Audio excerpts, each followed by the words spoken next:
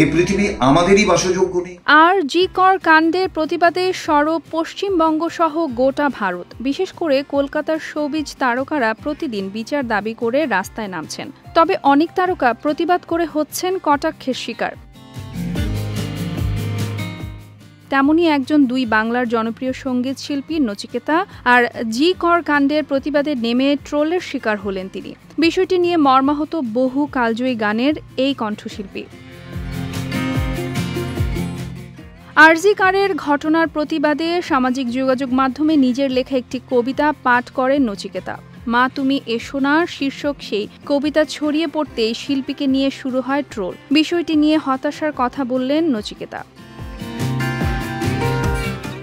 কলকাতার একটি সংবাদ মাধ্যমকে দেয়া এক সাক্ষাৎকারে এই সঙ্গীত শিল্পী বলেন, প্রথম প্রতিবাদ তো আমিই করেছিলাম, কিন্তু এখন দেখছি কারো পক্ষ নিয়ে প্রতিবাদ করলে ট্রোলিং শুরু হয়ে যায়।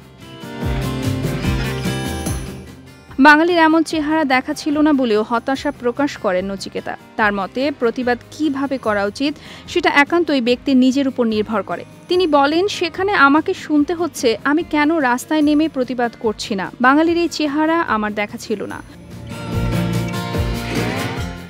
নচিকেতা আরও বলেন, ৩১ বছর যে বাঙালির জন্য নিজেকে সঁপে দিলাম, সেই বাঙালি আজ আমাকে ট্রোল করছে। আমি সত্যি দুঃখ পেয়েছি।